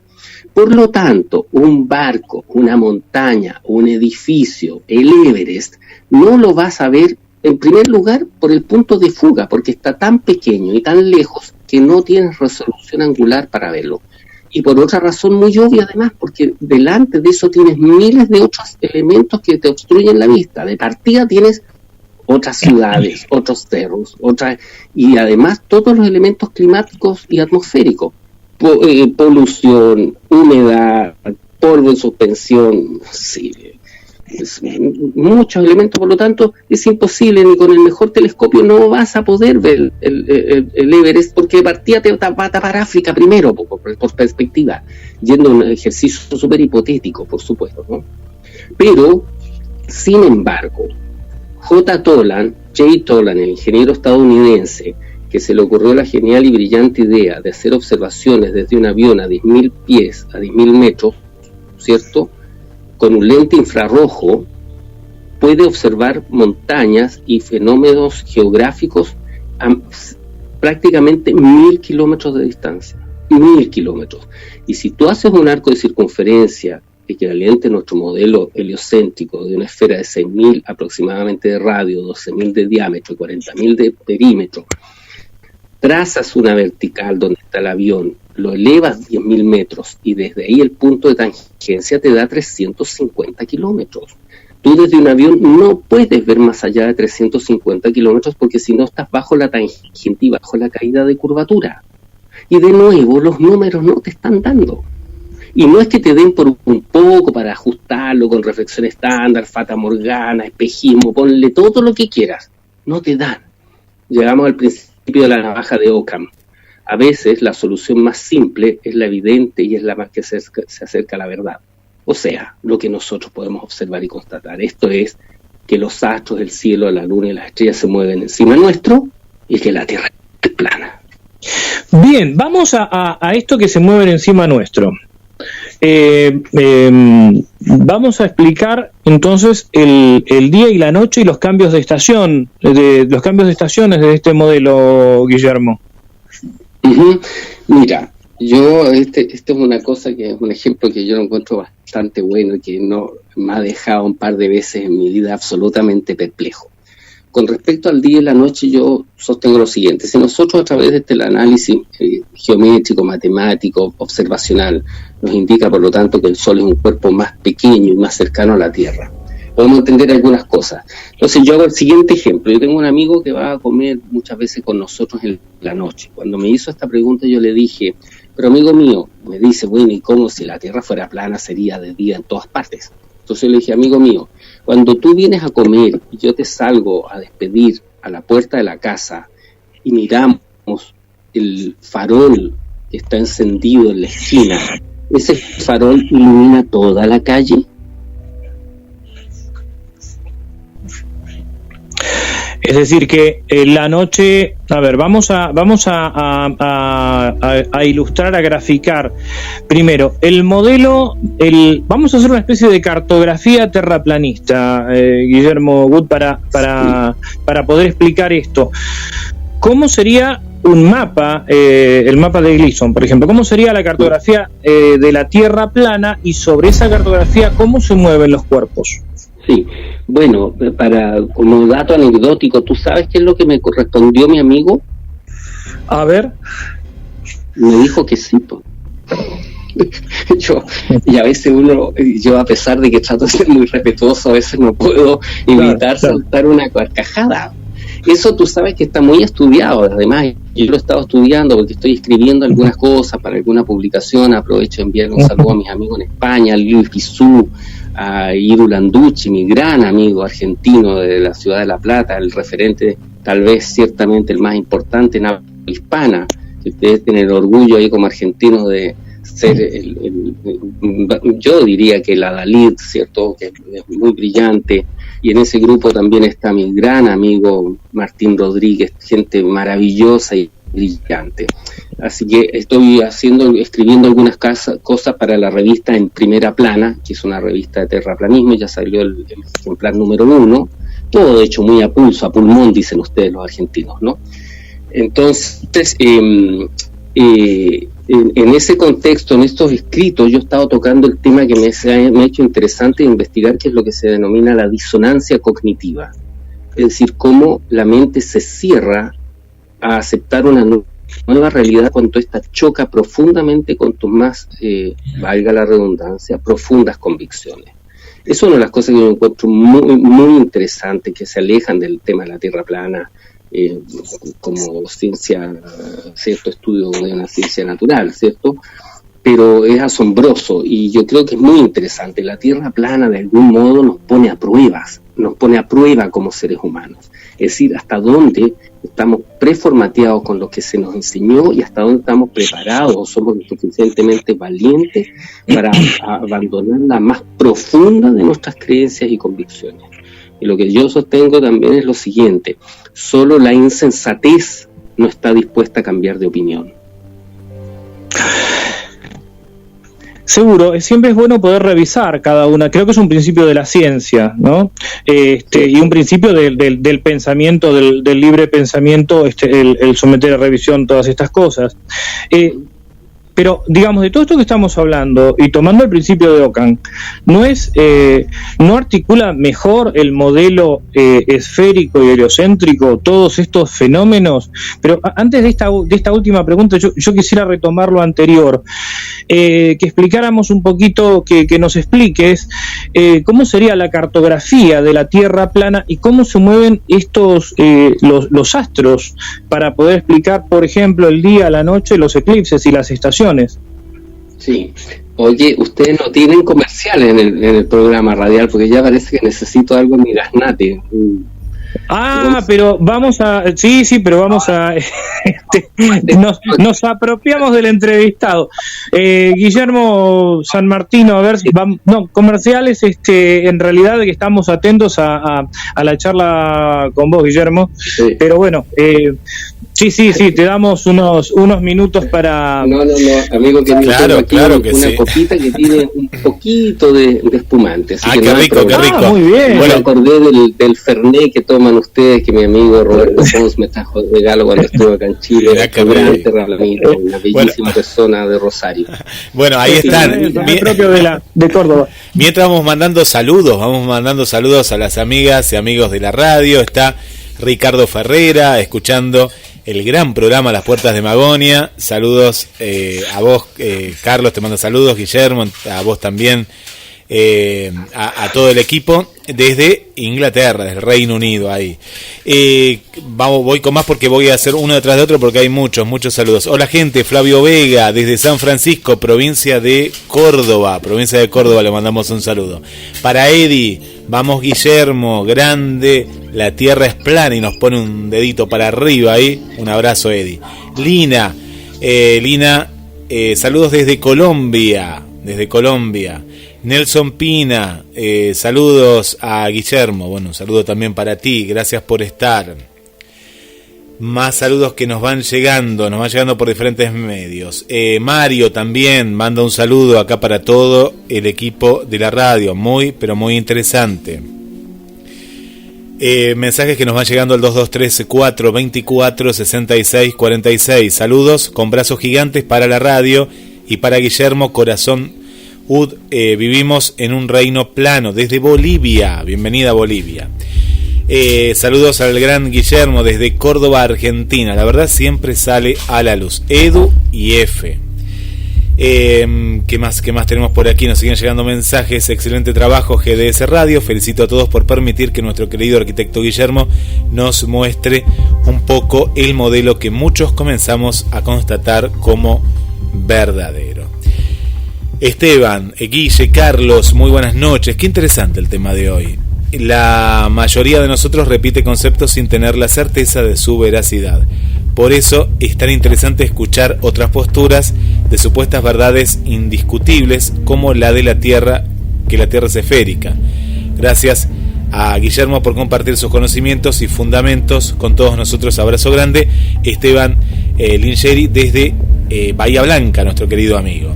Bueno, siguen escribiendo acá. Tratamos de saludar a todos, a todos. Hola. Hoy terraplanismo nos ponían temprano, excelente. El que dice que la Tierra es como nos la enseñaron y no quiere ver o estudiar de otra forma porque es una tontería en sí. Ya es una tontería ese acto de creer que todo está bien. Lo bueno sería rever lo obvio. Saludos al tocayo. Por aquí Carlos también nos manda mensajes. Bueno, muchísima gente. Bueno, un tocayo tuyo, en este caso Carlos Matos. Muchos mensajes. Cintia de Tucumán, por acá veo. Bueno, Vanessa, Esther. Pero bueno, saludamos en general a todos porque son muchos los mensajes que nos van llegando. Sí, yo decía, Guillermo, que también quiero decir algo, o sea, me parece que de la misma manera que nosotros escuchamos con total respeto a la gente que sostiene el terraplanismo, creo que no es justo que desde algunas personas que sostienen el terraplanismo prácticamente consideren necios o estúpidos a quienes no lo sostenemos. Esto también tengo que decirlo porque entiendo el el fervor, el apoyo y con que muchos oyentes terraplanistas están escuchando y bienvenido sea, ¿no? Pero digo, algunos mensajes tienden como a subestimar otras posiciones, y creo que entiendo que ni siquiera el arquitecto Guillermo Good adheriría a una subestimación de una opinión divergente desde el terraplanismo. Eso me parece que también es bueno dejarlo claro, Guillermo San Martino. Pero, Carlitos, perdóname, sí, Guillermo, ciertamente, no cabe duda de ello. De hecho, yo procuro y he procurado, y creo que mis 4 años de larga data han intentado siempre ser muy respetuoso. En ocasiones he sido irónico, sí, tengo que admitirlo, pero la ironía no es lo mismo que un ataque personal. No, por supuesto. La ironía es una pirueta estética de la inteligencia y siempre es muy bienvenida. Exacto, así que voy a aprovechar entonces, dado el hecho y esta querida concurrencia y esta gratísima conversación, instar, por supuesto, a mis camaradas terraplanistas, geocentristas, o a quienes compartimos esta corriente nueva de pensamiento, a tener siempre presente que nosotros venimos de ese mismo lado, porque todos, casi todos, nos creímos todo el cuento de la Tierra esférica. Por lo tanto, eso nos obliga con mayor razón a ser más comprensivos con quienes siguen aferrados a su modelo. ¿Por qué? Porque ellos no han dado el paso que nosotros pudimos dar, que era realmente destrozar tus profundas creencias, tus convicciones más profundas. Porque lo que yo siempre he pensado, que uno está dispuesto a aceptar ciertas cosas en la vida, que te cuenten, no sé, porque eras adoptado, ¿ya? O que tu mejor amigo al final te robaba. Ya, está dentro de las posibilidades y cosas de ese tipo. Pero lo que no era una posibilidad era que la Tierra fuese plana. Entonces, no todas las personas están preparadas para eso. Y lo definen muy agresivos. Y por lo tanto, ergo, nosotros no podemos actuar del mismo modo. Tenemos que ser más comprensivos, estimo yo, más solidarios, más amables en tratar de simplemente guiar al prójimo, como también lo he dicho, no a que se convenza, porque esto es un viaje personal, es una decisión íntima del alma, del ser más profundo de cada individuo, a ver si está dispuesto a iniciar este viaje o no. Y el que no está dispuesto, no está dispuesto. Yo no le puedo pedir al prójimo que vaya al ritmo mío, digo yo. Eso quiere decir que, dado el hecho que yo nunca he fumado, ¿debo exigirle a nadie que fume? ¿O porque yo dejé la carne, debo pedirle al resto que no coma carne? No, porque cada uno de nosotros está haciendo su propio viaje.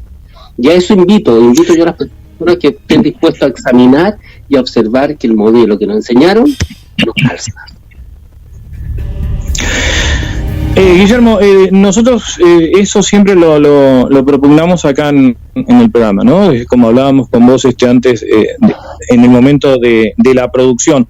No sé cómo andamos con el horario, Guillermo San Martino, porque la verdad que nos está quedando muy corta la entrevista. Hay muchos temas para tocar. Hay muchas preguntas también, Carlos, Guillermo, muy interesante. Estamos prácticamente en los últimos minutos, pero bueno, esto da para hasta una segunda y tercera parte, pero me gustaría, claro. Tenía una pregunta, tengo una pregunta, pero desde el punto de vista, Guillermo, viste que el hombre va siempre en busca de la verdad, y esto es lo que ustedes quieren, ¿no? Que salga a la luz la verdad. ¿Qué pasaría, Guillermo, si tendrías la posibilidad de viajar al espacio, de llegar a la estación espacial, o bueno, no sé si está la creencia que existe la estación espacial, pero si tendrías la posibilidad de viajar un poco más todavía, ¿no? Vamos a hacer una supuesta, ¿no? En una fantasía tenés la posibilidad de viajar al espacio. ¿Qué pasaría en ese instante? ¿Qué te imaginás? Bueno, mira, amigo querido, a ver, antes de responder eso, simplemente para cerrar un poco la pregunta que quedó flotando y que no respondí, pero la voy a dejar de alguna manera así. En los fenómenos del cielo, del firmamento, tanto el día, la noche, las estaciones, los eclipses, tienen respuesta en el modelo plano también, con algunas diferencias, con algunos principios diferentes, pero dan respuesta consistente a los fenómenos que tú me preguntaste, para que aquellas personas que quieran estudiarlo, ahí están. Complementando lo que dices tú, uno va afinando su discurso, su dialéctica, su razonamiento. Yo hoy día lo digo del siguiente modo: yo estoy seguro que la Tierra no puede ser esférica y que es plana y estacionaria, pero no estoy diciendo que esa sea la verdad.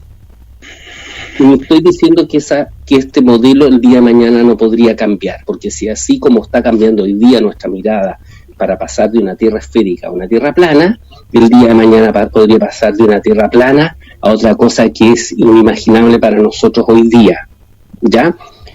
¿Por qué? Porque trato de ser consistente con lo que digo. Si nosotros entendemos, por ejemplo, analizando el libro La estructura de las revoluciones científicas de Thomas Kuhn, en la cual él señala que justamente para que un paradigma cambie tiene que haber un proceso lento que toma tiempo, en que el viejo paradigma pasa a ser superado hasta que quedan solo los viejos románticos aferrados al antiguo paradigma.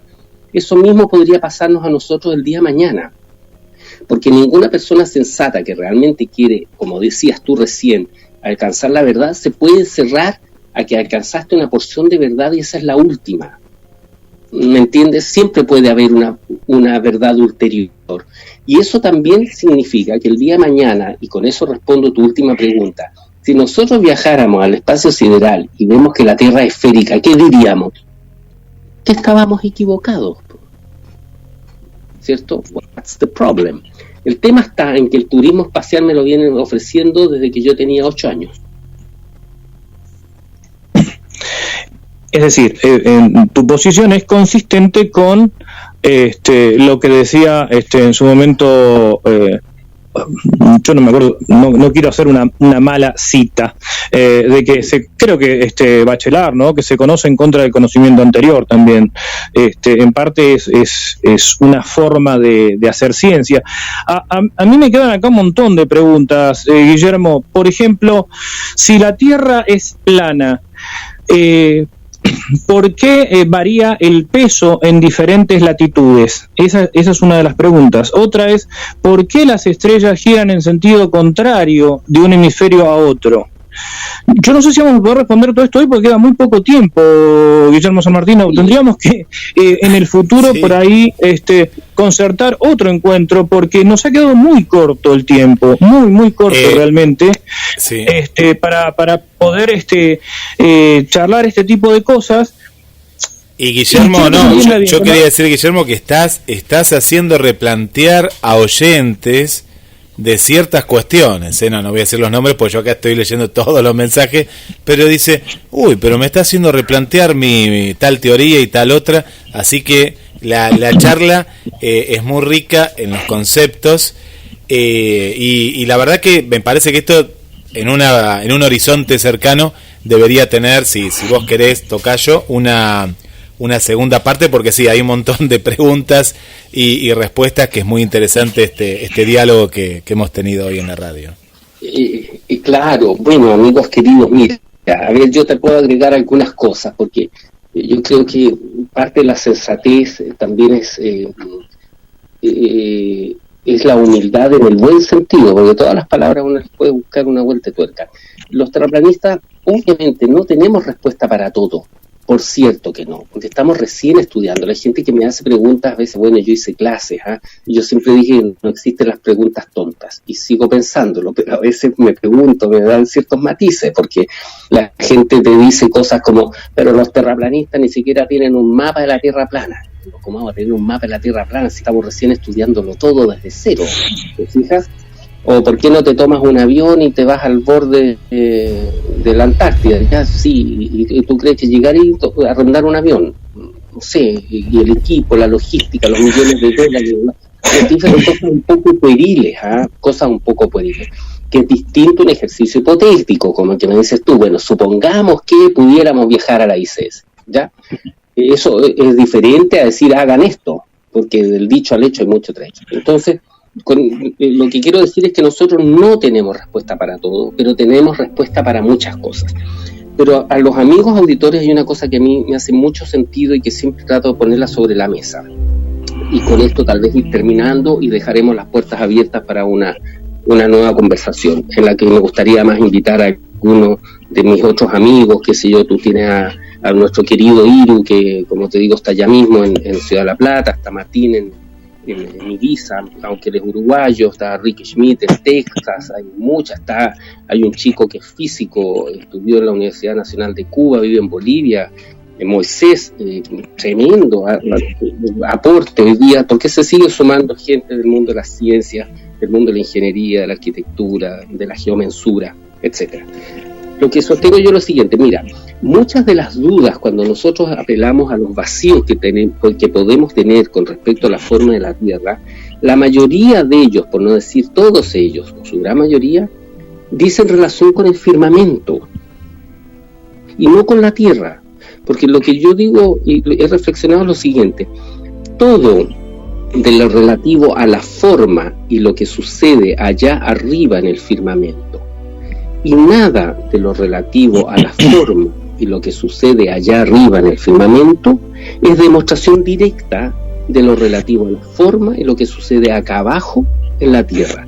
No me puedes estar apelando a que demostrar la Tierra esférica mirando para el cielo, porque esto es equivalente que si tú fueses un buzo con tu escafandra posado en el fondo de un océano, quisieras entender la forma del océano sobre el cual estás posado, mirando el oleaje de la superficie, pues. Significa que no tiene ninguna lógica. Veamos la forma de la Tierra acá abajo en la Tierra. Para eso tenemos lentes, tenemos equipos, tenemos infrarrojos, tenemos equipos de teleobjetivos, telescopios, podemos medir el agua, cómo se comporta el agua, si el agua está a nivel, no está a nivel, está horizontal, no está horizontal, tiene curvatura, no tiene curvatura. Eso se hace aquí en la Tierra. Así que no me saques el cielo para demostrar la forma esférica de la Tierra. Perdona, es que yo también tengo mi genio, ¿verdad? No, está muy bien, está muy bien, y de lo que queremos dejar en claro también acá, Guillermo, para los oyentes, que acá lo que hacemos es confrontar modelos, acá no hacemos disputas personales, acá lo que nos interesa es hacer ciencia, hacer divulgación, sobre todo. No, digo porque muchas veces se malinterpretan este tipo de cosas, ¿no? Nosotros a veces cuando analizamos los mitos, distintos hechos que ocurren, ojo, por ejemplo, una vez decíamos que el Big Bang puede ser un gran mito contemporáneo y hubo gente que prácticamente nos saltó a la yugular. Acá lo que hacemos es esto, justamente confrontar modelos, y partimos de un principio que es el principio de la buena fe, es decir, no nos interesa en absoluto el periodismo a quemarropa, no es la idea, por lo menos la de este programa. Entonces, cuando formulamos una pregunta, por supuesto que la forma de adquirir o de ascender o de penetrar o sacar el velo de Isis, como se dice tantas veces, es justamente confrontando modelos, ¿no? Eso es importante. Por eso te decía que a mí me quedan muchas preguntas por hacer, ver cómo un modelo y otro desde el principio de Ockham puede llegar a servir. Lo del firmamento, entiendo que son puntos de referencia también, o sea, yo no lo descartaría, pero insisto, si vos estás de acuerdo, Guillermo, poder hacer un segundo encuentro, porque también acá hay cuestiones que se desprenden desde el punto de vista ideológico.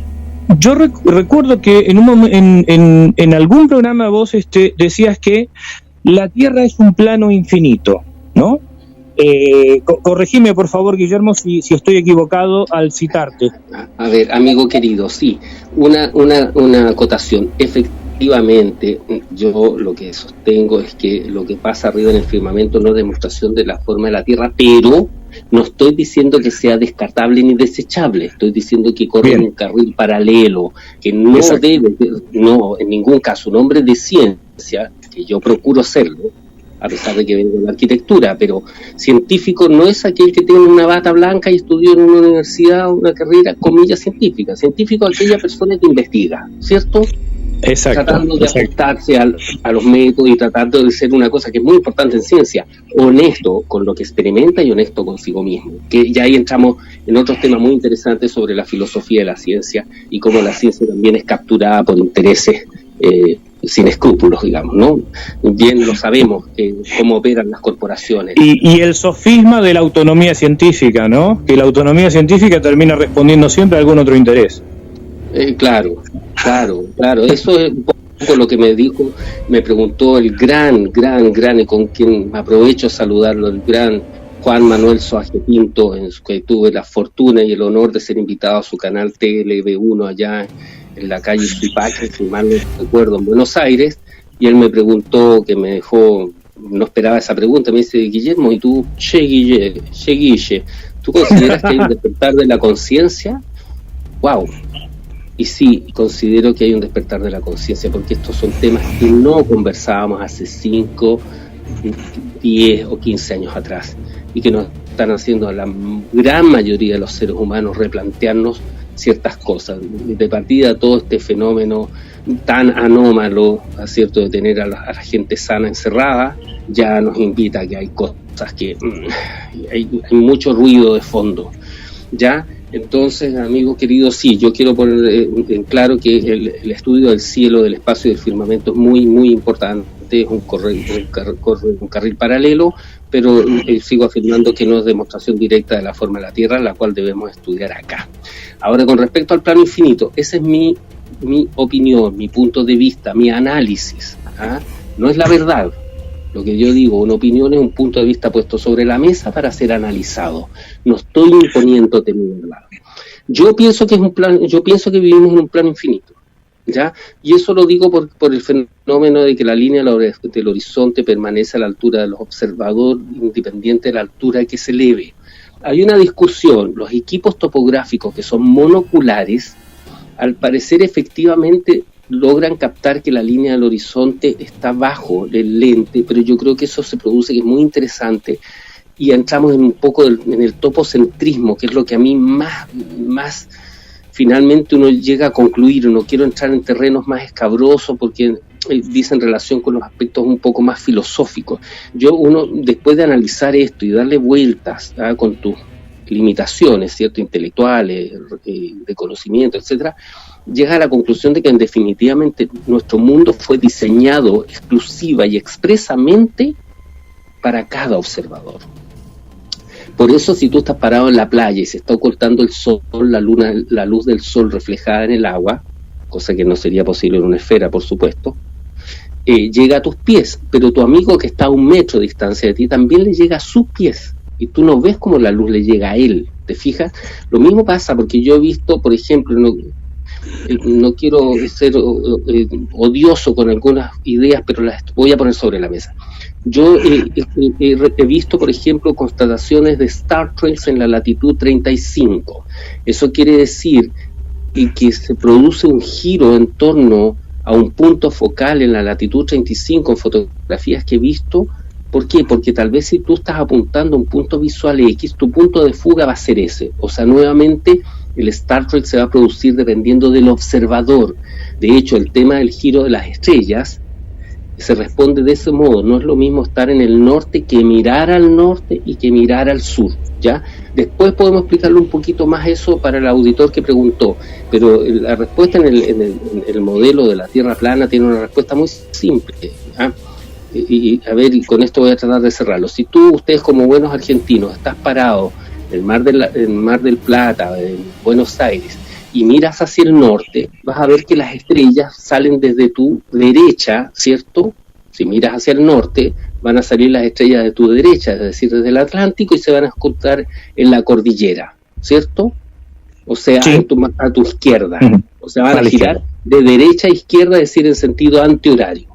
Ahora, si tú te giras 180 grados y miras hacia el sur, las estrellas van a girar desde tu izquierda hacia tu derecha, o sea, en sentido horario. ¿Se explica? Sí, se sigue perfectamente.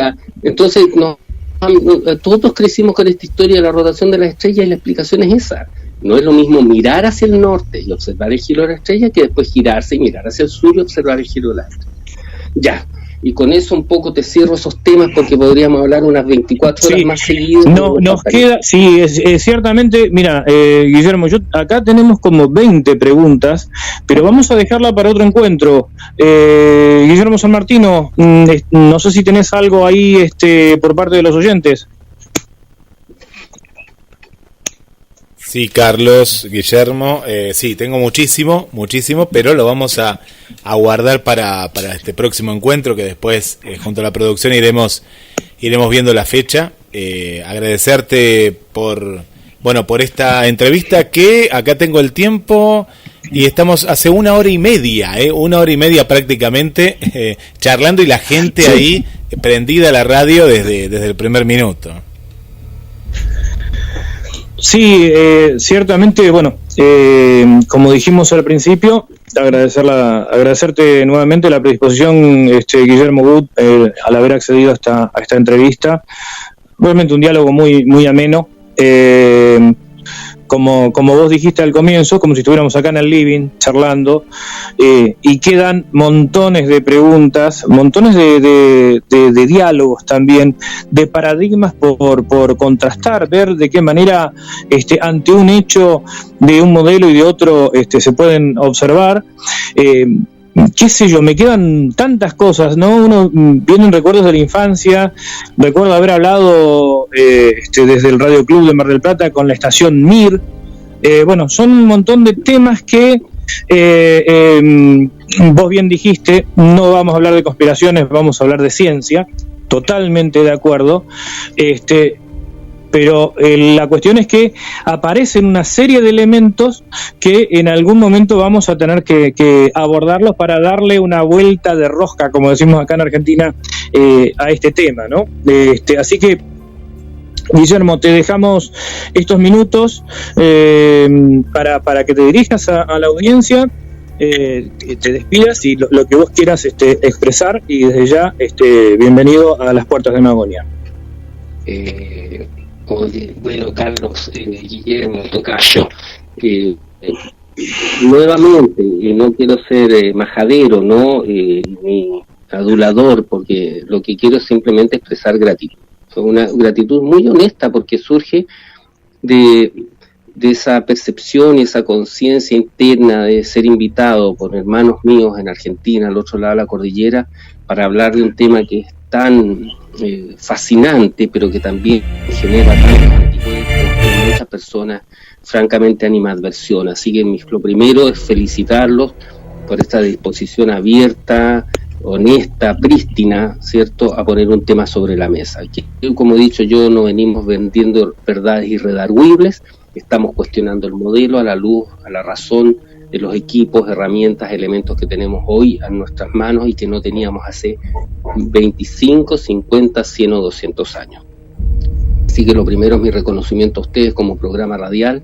Felicito a mis hermanos argentinos porque son muchos y no quiero, voy a recibir aquí algunos coscorrones de mis hermanos chilenos, pero yo veo al pueblo argentino mucho más despierto, mucho más dispuesto, mucho más bravío que lo que estamos acá en Chile, completamente hipnotizados y hechizados por los medios de comunicación de masas. Entrevistas como las que ustedes han hecho en Argentina a mi gran amigo Iru Landucci yo creo que Iru debe ir cercanas a las 100, y yo en Chile habré estado invitado a 2 de radios chilenas, ¿ya? Y he estado más en radios argentinas que en radios chilenas, lo cual demuestra que ustedes ciertamente son un poco, llevan la antorcha del cuestionamiento razonable al mundo que habitamos. Eso por un lado. Segundo, por supuesto, mi gratitud a los auditores. Yo a los auditores solo les sugeriría, porque no soy nadie para tal vez darles un consejo, que se den la oportunidad honesta, prístina y valerosa con ustedes mismos en estar dispuestos a cuestionar lo que se nos ha enseñado y examinarlo. Y lo que también digo yo, no pretendemos que se piense como nosotros y que no crean lo que nosotros decimos, sino que simplemente hagan una investigación lo más objetiva, desprejuiciada posible, más libre, si tú quieres, desde el punto de vista espiritual, mental y reflexivo. Y para cerrar, bueno, sí, por supuesto que estoy dispuesto a encontrarme de nuevo. Me encantaría que además, no porque creo que son otros aportes, otras ópticas, podamos invitar después, si ustedes se animan, a cualquiera de los otros referentes que hay allá en Argentina o en España o en otras partes de Sudamérica, ¿ya?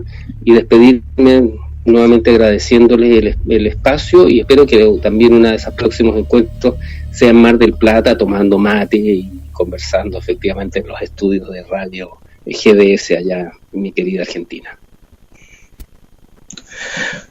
Muchísimas gracias, Guillermo Gut, arquitecto chileno, por haber aceptado esta entrevista y por haber dialogado. Y vamos a continuar en programas sucesivos, y por supuesto invitar también a algunas otras personas, compañeros tuyos de ruta, para poder ampliar este diálogo. Guillermo San Martino. Gracias Tocayo, un abrazo hacia Chile y bueno, a la espera del próximo encuentro. Exacto, coordinamos, ya estamos absolutamente linkeados, así que nos ponemos de acuerdo y no sé si será en un par de semanas más, cuando ustedes tienen conveniente, nos coordinamos y ahí estaremos, ¿ya? Con mucho afecto y con mucho cariño y por supuesto con mucha alegría también de compartir con ustedes y con sus auditores. Muy bien. Guillermo San Martino, ya nos vamos a ir despidiendo. No sé si, a ver, si tenemos algunos mensajes, quedan algunos mensajes pendientes. A ver, podemos elegir alguno de los mensajes. Y por aquí Diego Viegas dice: desde luego, la respuesta en el caso de él es no, pero lo interesante será el análisis psicosociológico del por qué este tipo de personajes, como el entrevistado, tienen cierta increíble influencia, dice Diego. Por otro lado,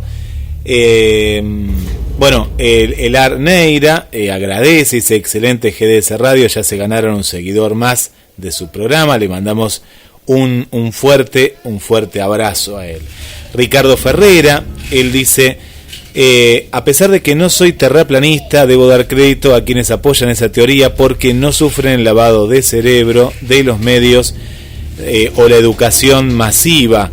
Puede que estén equivocados, pero si se equivocan remando contra la corriente, se equivocan en la suya y no dejándose llevar por el gran cáncer del colonialismo pedagógico, como decía Arturo Jaureche, que sabemos que Ricardo es un seguidor, o la gigantesca manipulación de la información en educación mundial. Bueno, acá vemos, Carlos, elegí estos mensajes, hay un montón, hay muchísimos que nos siguen llegando, pero justamente vemos la visión de Ricardo, que él dice: yo no soy terraplanista, pero debo dar crédito a esto, ¿no? Al apoyo y a ir en contra la corriente, ¿no? Y el caso de Diego, que justamente se lo plantea desde otro lugar, ¿no? Desde el lugar de la influencia. Claro, es que además nos falta justamente uno de los temas, es profundizar un poquito más de los temas, bueno, las preguntas de las comprobaciones que veníamos hablando con Guillermo Gut, y también hacer una especie de análisis semiótico de todo este mensaje. Bueno, como decíamos, nos quedó muy corto el programa. Hoy justamente charlando con Diego Viegas, que es antropólogo transpersonal, sobre estas cuestiones, él decía: bueno, espero el análisis desde lo imaginal. No llegamos porque no nos dio el tiempo, pero queda pendiente para futuros programas. Y como decimos, acá estábamos confrontando modelos en busca de ver cómo se ve una realidad y otra, desde un modelo, desde otro, qué es lo que cuestiona del modelo, digamos, entre comillas, oficial, el terraplanismo, y qué es lo que no, cuáles son los puntos en común. Yo tampoco soy terraplanista, tampoco lo soy, pero eso no impide que podamos sentarnos a tomar unos mates con Guillermo Gut, escuchar lo que tiene para decirnos, y sacar nuestras conclusiones. Y sobre todo, yo creo que si ponemos el fanatismo por encima de la persona, estamos perdidos. Entonces, este programa aboga por otras cosas, por otros valores. El valor del intercambio de ideas, de la toma de conciencia fraterna, de la charla amena. Y bueno, creo que Guillermo Wood nos ha regalado eso, además de haber desarrollado los criterios de, por ejemplo, esto de Eratóstenes, ¿no? Cómo ve el terraplanismo, esta anécdota tan conocida y tan reescrita sobre Eratóstenes, y bueno, muchas otras cosas que nos han quedado pendientes. Carlos, será hasta la semana que viene cuando nuevamente viajemos en este viaje imaginal a las puertas de Magonia. Hasta la semana que viene, Guillermo, un fuerte abrazo para vos, para todos los oyentes, y nos vemos el martes próximo. Amigos, abrazo fraterno y cariñoso, y nos vemos pronto, seguro que sí. Señores y señores, grande maestro, grande director de orquesta, Jorge Calandrelli.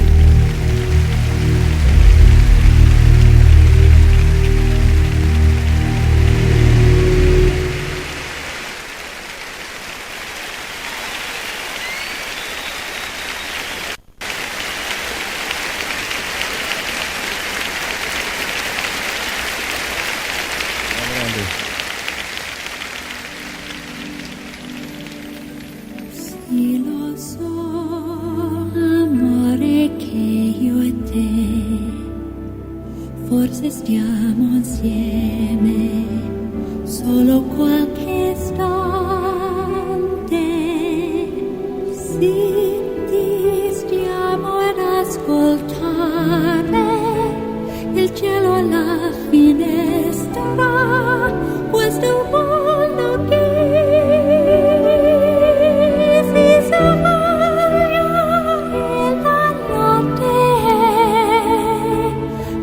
così lontana, già lontana.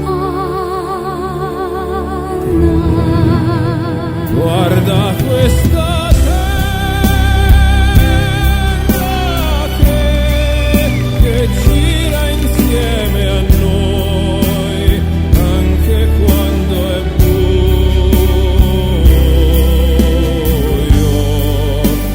Guarda questa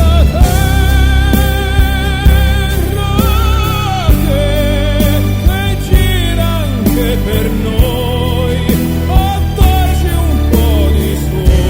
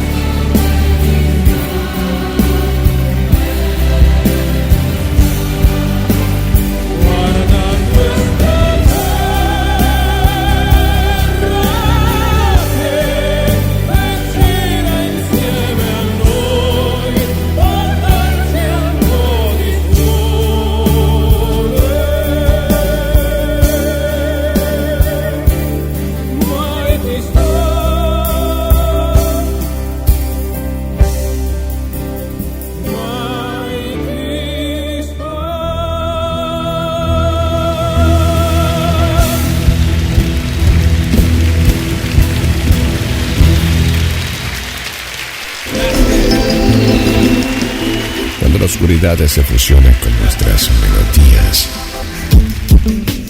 GDS Radio, la radio que nos une.